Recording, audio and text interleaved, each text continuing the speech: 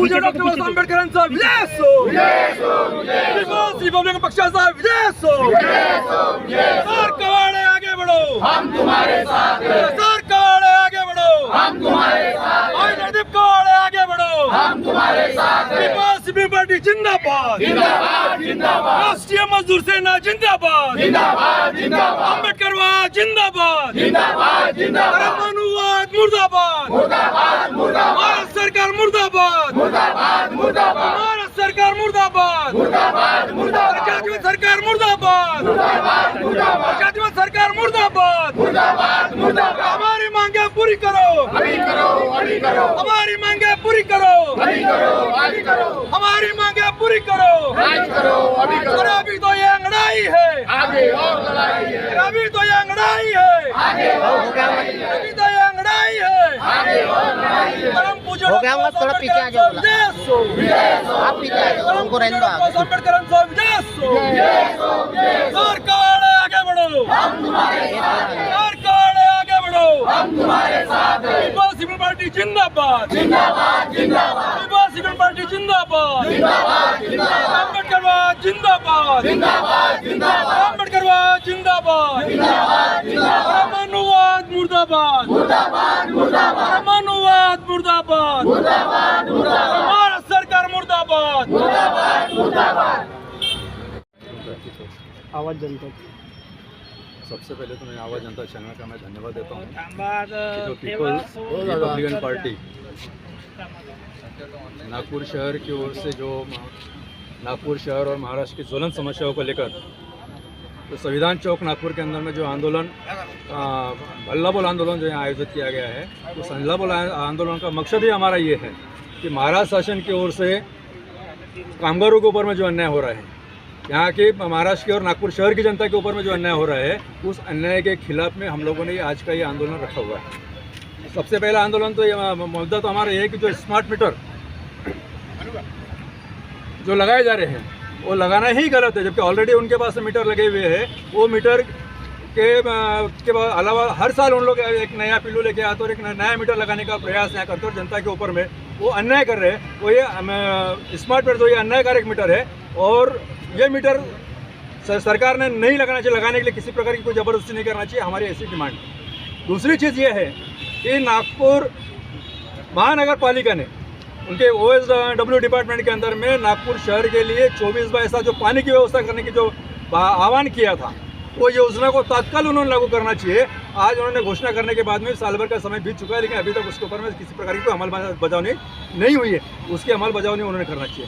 तीसरा मुद्दा हमारा ये है कि लश्करी बाग है, ताजबाग हो गया है, अपना लक्ष्मी नगर हो गया, महात्मा फुले नगर हो गया, यहाँ के लोगों को मालकी पट्टे जो मिलना चाहिए वो मालकी पट्टे आज तक उनके ये लेके गए, यानी मोजनी करके गए और उसके बाद में अभी तक उनको किसी प्रकार के पट्टे अलॉटमेंट नहीं किए। उनके पट्टे जल्दी से जल्द उनको वो देना चाहिए। यहाँ के जो पालक मंत्री जो बावनकुड़े है, हर समय पे बोलते हैं कि मालकी पट्टे हम वितरित कर रहे हैं। इस पर क्या बताते हो?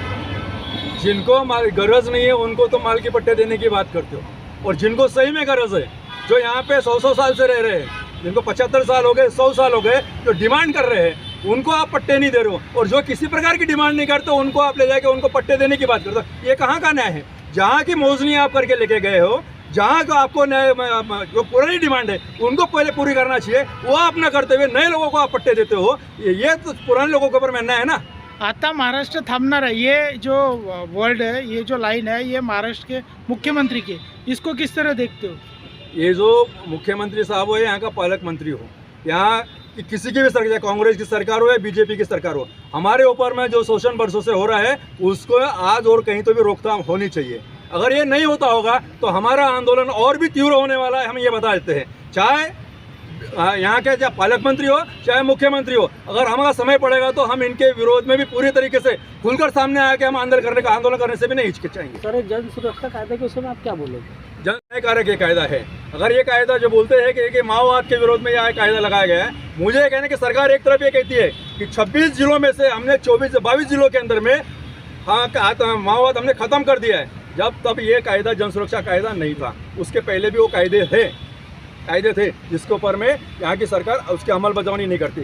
जब ये जन सुरक्षा महाराज जन सुरक्षा कायदा लाए बगैर तुम 26 जिलों में से 22 जिलों के अंदर में कायदा माओवाद खत्म कर सकते हो, तो ये कायदा लाने की क्या गरज है? पुराने कायदे से अब 4 जिले बचे हुए तो उसमें भी आप माओवाद आप खत्म कर सकते हो। लेकिन यहाँ का कहने का तात्पर्य है कि एक ये षड्यंत्र है कि यहाँ सरकार के विरोध में जो बोलेगा उसको जेल में डाला जाएगा, उसके ऊपर केस लगेगा। ये जो षड्यंत्र इसके पीछे का है, ये महाराज जन सुरक्षा कायदा ये किसी भी परिस्थिति में ये रद्द होना चाहिए। सर अभी एक कायदा अभी जो हाल ही में कामगारों के विषय में जो 8 घंटे का 12 घंटे किया गया है, ये बहुत बड़ा एक ज्वलन मुद्दा है। अम्बेडकर ने 1942 में मजदूरों के हितों में जो कायदे बनाए थे मजदूरों के हित के लिए, वो सारे उनके सारी चीज़ें मेडिकल के हिसाब से सारी चीज़ें उन्होंने तपासी। उसके बाद में वो कायदे बनाए गए कि 8 घंटे के बाद में 48 घंटे के हो जाने के बाद में उनको 1 दिन का रेस्ट मिलना चाहिए, ये वीकली ऑफ मिलना चाहिए। ये बाबा साहब ने कहा। आज वो तब उस 1942 में जब 12-12, 14-14 घंटे काम करते तब जाके बाबा साहब ने उनको 8 घंटे पे लेकर आया था। आज ये जो 12 घंटे फिर से काम करवाएंगे जो बात कर रहे हैं, ये कामगारों के ऊपर अन्याय है। यहाँ कामगार जीवित नहीं रह सकता। ये कामगार अगर 12 घंटे काम करेगा तो वो मौत के मुंह में जाने वाला है। इसकी जवाबदारी कौन लेने वाला है? ये 12 घंटे का कायदा जो लाने वाले, इसको ये लागू नहीं होना चाहिए, ये हमारी डिमांड। इसमें सरकार का क्या फायदा सर? सरकार का क्या फायदा 12 घंटे? सरकार और कॉन्ट्रैक्टर ये दोनों की मिलीजुली वजह है। आज सरकार ने जो यहाँ पर खाजीकरण लाके ठेकेदार पद्धति जो लाके यहाँ पे की है, ये कामगार के ऊपर में एक आघात है। बहुत से डिपार्टमेंट ऐसे हैं, जैसे हमारा महानगर पालिका ले लो।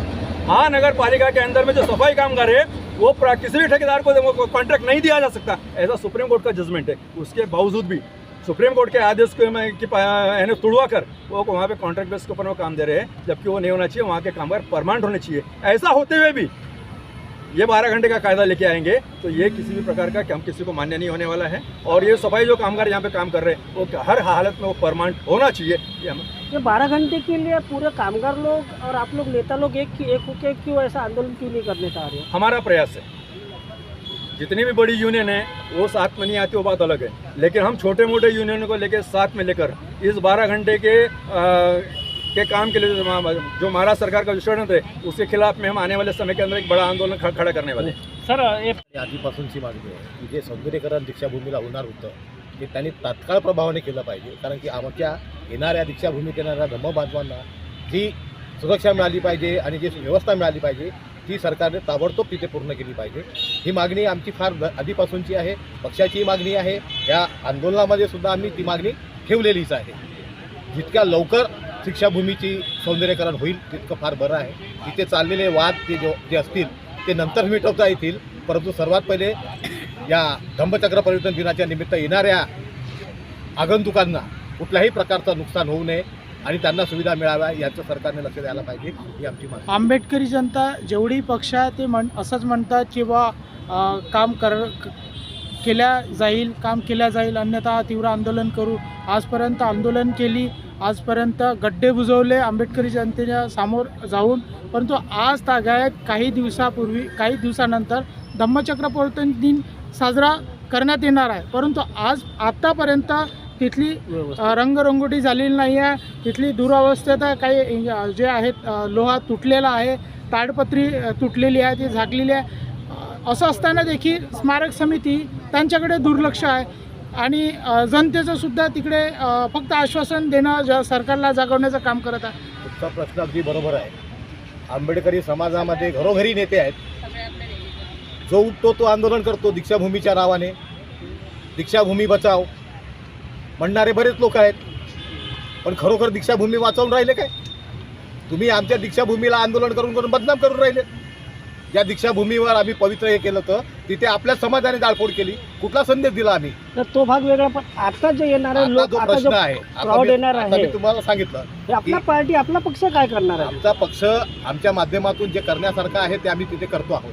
आम्ही समितीच्या कुठं दिसून तर नाही राहिला, उरले अवघे 8 दिवस बाकी त्याला रिस्पॉन्सिबल समिती आहे, आपल्याला एंट्री आहे का? प्रत्येक पार्टी समितीवर खापर फोडते असं तर नाही ना। कारण दीक्षाभूमीचं जे बायलॉज आहे तिथे काम करण्याची सगळ्यांना कुणाला अनुमती आहे? आपल्याला आहे का? आम्हाला असती तर आम्ही आता जाऊन त्यांची काहीतरी केलं असतं। पण करायला पाहिजे जनता। आम्ही आंदोलनाच्या माध्यमातून जेवढं करता येईल तेवढं आम्ही करतो, लोकांना जागरूक करण्याचा प्रयत्न, परंतु समाज सुद्धा त्याला जागरूक व्हायला पाहिजे। हे आंदोलन करणाऱ्या 4 लोकांचं काम नाही आणि पक्ष तर भरपूर आहेत. किती लोक त्याबद्दल बोलतात. तर महाराष्ट्राची जनता जे बहुजन आहे ते आपल्या पक्षाला खूप मानते. ते तुम्हाला पाहून राहिले की तुम्ही काहीतरी करणार. आम्ही सगळे प्रयत्न करतो. आमच्या नेत्याच्या माध्यमातून जेवढे सरकारशी डेलिगेशन सुरू असतात ते आम्ही करतच असतो आणि त्याला काही प्रमाणात मान्यतासुद्धा मिळत असते आणि काम सुरू असतं. परंतु मधामध्ये जे व्यत्यय येतात सरकारी माध्यमातून जे अडथळा निर्माण होते त्याला आम्ही काय करू शकत नाही. कारण की शेवटी सरकारचं ध्येय आहे ते सुधारीकरणाचं.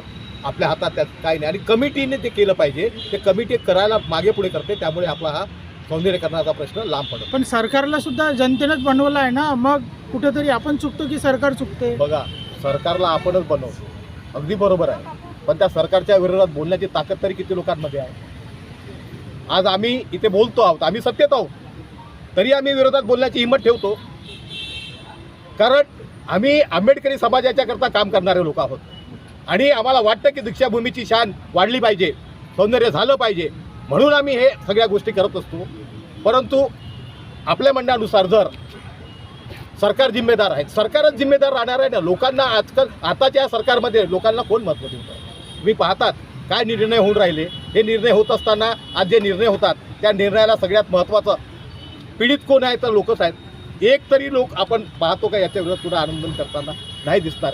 फक्त आम्ही एक समाज, आमचा जो समाज जागृत समाज आहे तोच या गोष्टीमध्ये कुठे ना कुठे आम्हाला ॲक्टिव्ह दिसतो. तुमचा संदेश आता अल्टिमेटम देणार आहे, तुमचा पार्टीच्या माध्यमातून अल्टिमेटम देणार आहे का स्मारक समितीला? बिलकुल देणार आहोत. एकीकडे गवई पार्टी आहे, एकीकडे सुरेश ससे बनती आहे. या दोघांना एकत्रित आणण्यासाठी किंवा तुम्ही या दोघांनाही अल्टिमेटम देणार आहे का? आम्ही प्रयत्न करू त्यांना दोघांना एकत्र बसवण्याचा आणि अल्टिमेटम म्हणाल तर देण्यात येईलच. परंतु आता सध्या धम्मचक्र परिवर्तन दिनाची तयारी सुरू झालेली आहे असं त्यांचं म्हणणं आहे. समिती झालेली नाही ना, पण अजून ते आपल्याला दिसत नाही आहे. त्यामुळे आता पुन्हा आम्ही त्यांना भेट घेऊन त्यांना तात्काळ प्रभावाने ते सुरू करा असं आमचं म्हणणं राहील. सर. यानंतर पक्षाच्या वेगळ्या वेगळ्या ज्या धोरणाच्या भूमिका आहेत पक्षाच्या अंतर्गत चालवता येणार आहे ते आम्ही करतच असतो. जनहिताचे आंदोलन आम्ही नेहमीच करत आलो. त्यामध्ये आमचा पक्ष कुठेही मागं राहत नाही आणि त्याला कारण आहे. कारण की आमचे नेते हे लढवय नेते आहेत. लढवया नेत्यांच्या आम्हाला मार्गदर्शनामुळे आम्ही वेळोवेळी रस्त्यावर उतरून हे आंदोलन करतो आणि जेवढ्याही समोर समस्या येतील त्याला आम्ही ज्वलंतपणे उचलण्याचा प्रयत्न. आणि एक गोष्ट अजून सांगू, आमचा नेत्यांचा मार्कंड कावडे सर असो, जयदेवभाई असो, यांच्या मार्गदर्शनाखाली आमचा पक्ष सुरू आहे. जसं का कैलास भाऊने सांगितलेलं आहे की आमची पुढची भूमिका काय राहणार आहे. इथली पुढची भूमिका मी आताच डिक्लेअर करून देतो की आम्ही ज्या मागण्या घेऊन कलेक्टरला जे निवेदन देणार आहोत पुढल्या 15-20 दिवसाच्या आतमध्ये यांनी जर आपल्या मागण्या सोडवल्या नाही तर आम्ही इथल्या कॉर्पोरेशनच्या अधिकाऱ्यांचा आम्ही घेराव करणार आहोत आणि तोपर्यंत त्यांना कोंडून ठेवू जोपर्यंत आमचं मागणं मान्य होतं. दाखवण्याचा विरोध करण्याचा जो प्रयत्न केला तो अतिशय दुःखद घटना होती, दुर्दैवी घटना होती. त्यामुळं अशा प्रवृत्तीचा TRP तर्फे आपण याआधी निषेध केलेला आहे आणि